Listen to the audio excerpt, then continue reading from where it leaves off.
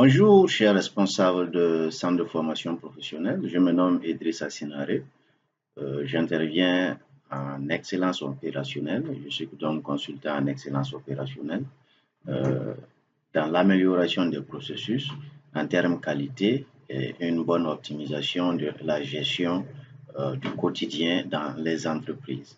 Aujourd'hui, je m'en vais vous faire une petite démonstration de, bien sûr, cette plateforme qui vous permettra de bien enregistrer vos inscrits, de bien gérer vos parcours pédagogiques et améliorer la gestion de vos processus au sein des centres, pouvoir mieux piloter vos centres de formation et bien sûr générer des rapports et simplifier bien sûr la communication avec vos partenaires. Ceci étant dit, nous allons nous connecter bien sûr à la plateforme. Nous avons pris comme centre de formation exemplaire le centre de formation professionnelle et d'incubation d'entreprise, de coiffure et d'esthétique de la directrice Madame Zongo Fatoumata comme exemple, bien sûr. Donc, nous allons nous connecter avec un identifiant, bien sûr, pour vous faire la présentation, la première présentation des inscriptions faisables à travers cette plateforme. Bien sûr que beaucoup de paramètres ont déjà été faits, bien sûr, en fonction des parcours d'éducation du personnel formant, les formateurs, des apprenants et bien sûr des cursus, des parcours de formation. Et bien là, nous allons nous connecter. Là, vous allez m'excuser, je suis toujours dans ma petite ferme, donc s'il y a des coqs qui chantent, c'est tout à fait normal, ce qui veut dire qu'après la pluie, le réveil se fait lentement. Voilà, là, nous sommes en train de nous connecter. Ça vient. La machine doit être un peu lente parce que c'est un peu très tôt dans la matinée qu'elle a été démarrée. OK.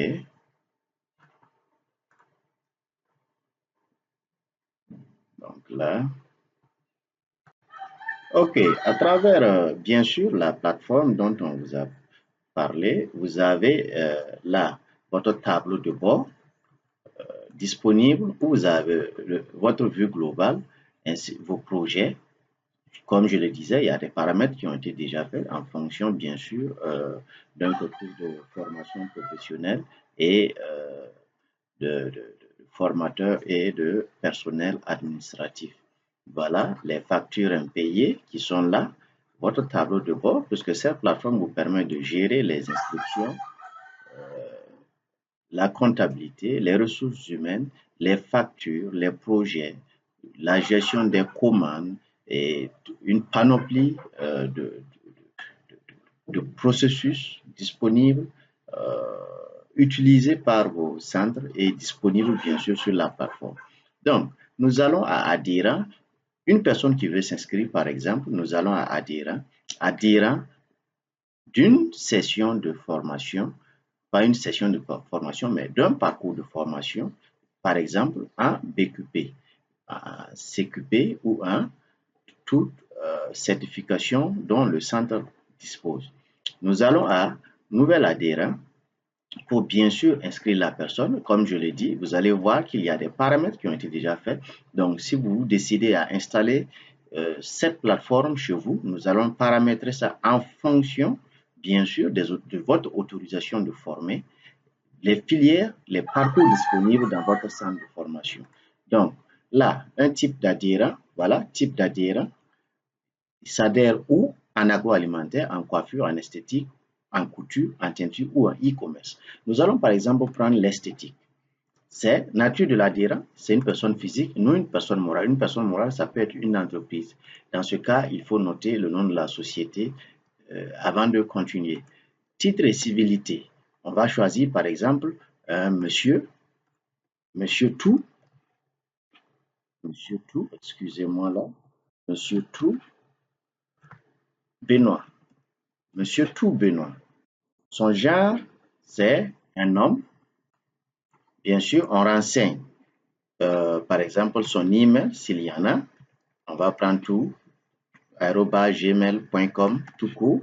Site web, si la personne en dispose. Son adresse, On met une adresse fictive, 11 pp Ouagadougou 11.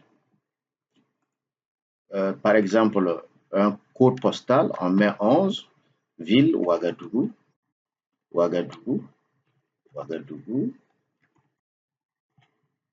Nous allons à département canton dont on ne dispose pas, donc on n'en a pas besoin. Numéro de téléphone, on met 11 11 11. Voilà. Et là, téléphone personnel, c'est le professionnel qu'on a renseigné. Le professionnel, on le renseigne si ça existe. On continue au téléphone portable, on continue et on le renseigne ainsi. Je mets seulement des numéros fictifs pour la présentation, pour la démonstration. Date de naissance, c'est bien sûr que vous aurez la date de naissance de la personne. Donc, vous allez choisir, on va choisir une date fictive aussi pour cet apprenant, Monsieur Tout, qu'on va mettre 2000 par exemple, en 2000, mai 2000, donc 10 mai 2000, date de naissance, adhérent public, non, pas public. La catégorie dans laquelle l'adhérent s'inscrit, c'est BQP, CQB, CQP ou une formation modulaire. Voilà, nous on va choisir par exemple CQB. La formation est suivie, oui, il faut choisir que la formation est suivie. État de la formation, la personne est en cours de formation, c'est un diplômé ou la personne a abandonné. Nous, on va mettre là en cours de formation. Niveau de formation, niveau BEPC, ou bien on peut mettre le niveau en fonction du niveau de la personne. Et on enregistre, on crée bien sûr l'adhérent. Là, ici, l'adhérent a été créé, mais il faut valider ça dans la plateforme. Il faut valider que l'adhérent a été créé. Cette page nous permet de vérifier les informations renseignées concernant l'adhérent, s'il y a des erreurs qu'on aille modifier avant de continuer. Donc, on va valider cet adhérent, comme c'est une démonstration. On va valider l'adhérent. Donc, une petite fenêtre va s'afficher vous demandant de valider l'adhérent. Envoi email, êtes-vous sûr de vouloir valider cet adhérent? Oui. Envoi email, on ne va pas utiliser les emails, les courriels parce que beaucoup ne l'utilisent pas. Donc, on va mettre ça à l'écart. Donc, oui, on va valider l'adhérent. Donc, après avoir validé l'adhérent, nous allons voir dans la page qui suit que ça nous demande d'envoyer un email, de modifier, s'il est question de modifier, de résilier si l'adhérent refuse, ne veut plus s'inscrire, d'exclure, de l'exclure de ses cours, ou bien de créer un tiers ou de créer un compte utilisateur. Pour pouvoir paramétrer en fonction de nos parcours de formation, on doit créer un compte utilisateur d'abord. Donc, en cliquant sur le compte utilisateur, on verra en haut si oui, on veut réellement créer un compte utilisateur pour Monsieur Tout Benoît. On dit oui, mais si on veut un autre identifiant, mais comme ils ne vont pas se connecter sur la plateforme, il n'y a pas de raison à leur donner d'autres identifiants. On laisse la plateforme donner des identifiants fictifs. Donc, on valide, oui. Après avoir validé, ces erreurs que vous voyez, c'est peut-être les champs qu'on n'a pas renseignés au niveau des informations de Monsieur Tout. Et on redescend en bas pour créer encore un tiers, parce que c'est ce tiers qui va bien sûr être disposé à payer les services. Donc, ça devient un tiers client. Donc, là aussi, il faut valider ce tiers en question. Donc, là, on a validé le tiers. Après avoir validé le tiers, vous allez en bas, vous regardez, vous allez voir envoyer email, modifier, résilier, exclure ou supprimer. Donc, ce tiers, il n'est pas question qu'on le modifie parce qu'il est bon, il n'est pas question qu'on le résilie ou qu'on l'exclue ou qu'on le supprime. Donc, après l'avoir créé, nous allons à l'adhésion, la cotisation, le nerf de la guerre, c'est-à-dire la personne doit payer. Si la personne doit payer cash par la banque, par chèque, par virement bancaire ou bien par transfert Orange Money qui, la majeure partie du temps, représente une liquidité ici au Burkina Faso de nos jours. Mais tout compte fait, on peut paramétrer, bien sûr, votre centre de formation, vos banques en fonction des modes de paiement disponibles chez vous. Si vous recevez même les paiements en ligne. Alors, si on part à cotisation, et vous allez en bas, il s'agira de créer une cotisation pour Monsieur Tout en fonction de la filière choisie. Donc, on clique sur créer cotisation. Donc, pour créer la cotisation, donc là, la date de l'adhésion, c'est le 16/05. Date fin d'adhésion, c'est quand? Le parcours, la formation va prendre quand?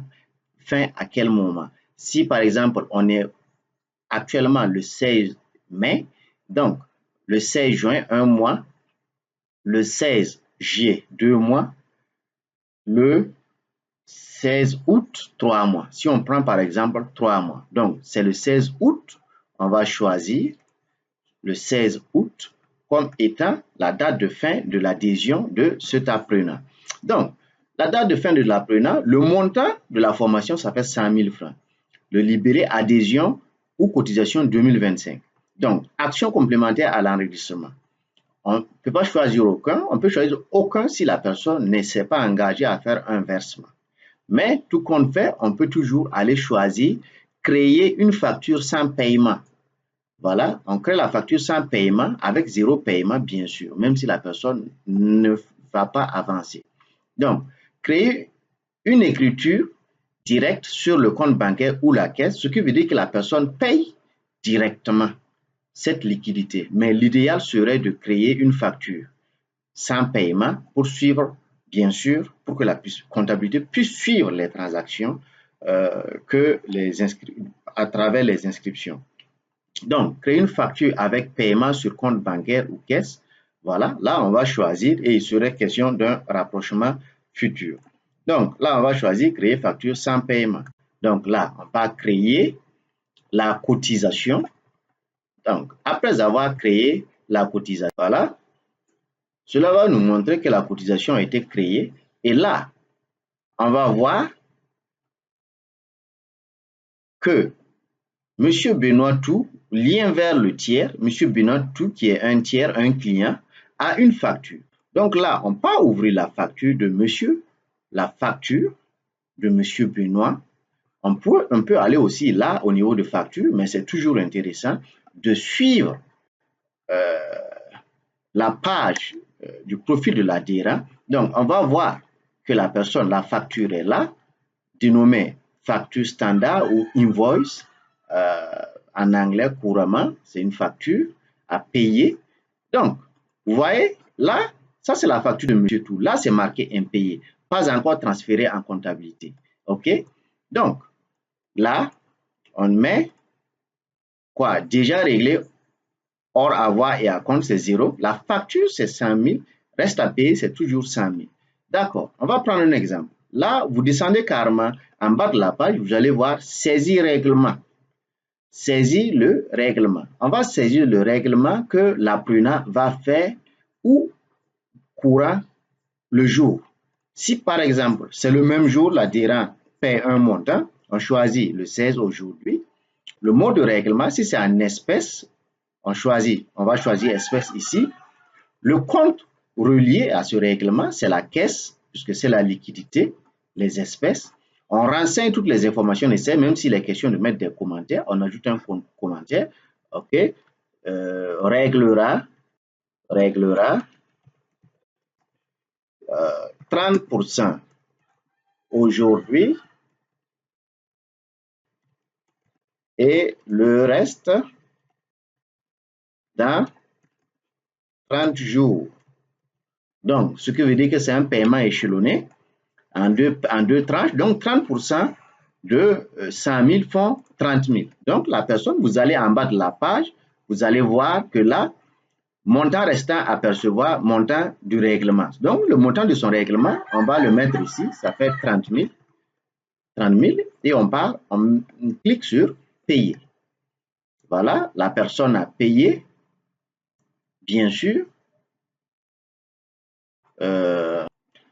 Donc, mais il faut valider le paiement puisque ça va, bien sûr, vous pouvez cliquer sur payer, vous n'aviez pas encore reçu l'argent en main, mais là, vous vous arrêtez, vous récupérez l'argent ou bien vous faites des petites vérifications. Vous devriez confirmer, bien sûr, valider cette première transaction qui est, par exemple, la caution, bien sûr, que l'apprenant va venir terminer le règlement et faire la formation. Donc, vous voyez que là, règlement a commencé. L'apprenant a commencé le règlement, excusez-moi. Maintenant, là, ce n'est toujours pas transféré en comptabilité. On va le transférer d'ici là. Voilà, c'est payé, c'est la caisse locale qui a reçu 30 000 francs. Déjà réglé hors avoir, ça fait 30 000. La facture, il a été facturé à 100 000. Le reste à payer fait 70 000. Et c'est bien noté, reste à payer. Donc là, il n'est pas question de saisir un autre règlement tant qu'on n'a pas un autre règlement qui se fera, comme il l'a dit, dans 30 jours, ou bien classé, payé partiel, comme si c'était un mauvais payeur. Non, on ne va pas le classer. Et créer facture à avoir, il n'est pas question de créer facture ou avoir. Comme sont des termes comptables, certains peuvent ne pas appréhender ce paramètre. Mais on va plus élaborer au fur et à mesure. Donc, maintenant, comment on fait pour transférer, bien sûr, ce règlement de 30 000 à la comptabilité pour que la comptabilité puisse aussi s'acquitter de ce règlement? Donc, on part à la comptabilité. On part à la comptabilité, bien sûr. Donc là, nous sommes à comptabilité. Donc, il faut lier, transférer, bien sûr, en comptabilité, les factures. Donc, il faut faire la liaison facture client. Donc, la liaison facture client, si on clique sur liaison facture client, on va voir que les 100 000 n'ont pas été liés. Donc, on clique sur lier automatiquement. Après avoir, bien sûr, lié automatiquement, on va voir là, en bas, le compte, vue des comptes. Donc, on part à vente parce qu'on a vendu un service. La majeure partie du temps, les services sont mal appréhendés, mais c'est une vente. Maintenant, là, on va ventiler pour voir si réellement on a enregistré ça en comptabilité pour que notre comptable puisse voir et faire les enregistrements et puis les transactions normales en fonction des réglementations de la comptabilité. Donc, on va aller choisir mai. OK, on va prendre du 1er mai au 30 mai pour voir les transactions qui ont eu lieu courant cette date. Au 30 mai, on a choisi mai là, au 30 mai, au 31 mai. OK, on rafraîchit. Après rafraîchissement, bien sûr, là, on va trouver, voilà, la facture de M. Benoît, tout qui a été transféré, bien sûr, en comptabilité. Et c'est le compte 41 et la vente qui s'enregistre dans le compte 70. Donc, enregistrer les écritures comptables en comptabilité. Donc, ça, c'est le comptable qui dispose de ça. Donc, le comptable, maintenant, va passer à l'enregistrement comptable, à la comptabilité. Donc, ceci étant dit, on a pratiquement fini avec, bien sûr, l'enregistrement d'un apprenant. La prochaine étape, bien sûr que là aussi on a comptabilité, il y aura des sessions, mais l'idéal serait qu'on puisse former vos comptables ou bien vos secrétaires comptables à gérer, bien sûr, cette plateforme de sorte à ce que ça réponde, bien sûr, aux normes Cisco WADA. Et pour la prochaine étape de la démonstration, nous allons vous faire une démonstration sur, bien sûr, comment configurer des sessions de formation afin d'assurer un suivi pédagogique efficace de qualité, bien sûr, sur la formation et la planification des activités à l'interne. Comment les sessions de formation peuvent aussi être planifiées de sorte à ce que vous puissiez disposer de plaquettes commerciales ou bien avoir une bonne vision catalogue et faire des propositions en direct à vos prospects, c'est-à-dire à un public cible. Je vous remercie.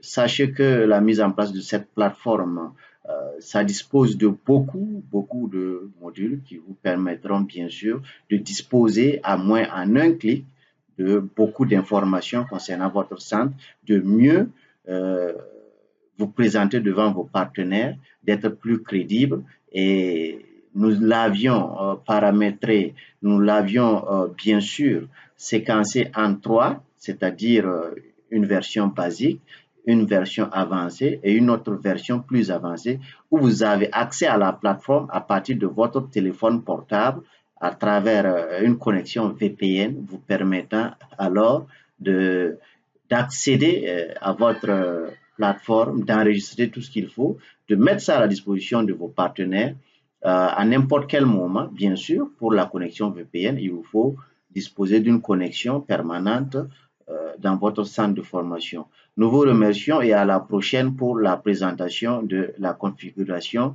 de vos filières de formation et ainsi de suite jusqu'à la comptabilité et la génération des rapports. Bien sûr qu'il y a la ressource humaine aussi, les salaires, la gestion des congés, qu'on verra, on aura le temps de revoir. Merci et passez un bon après-midi.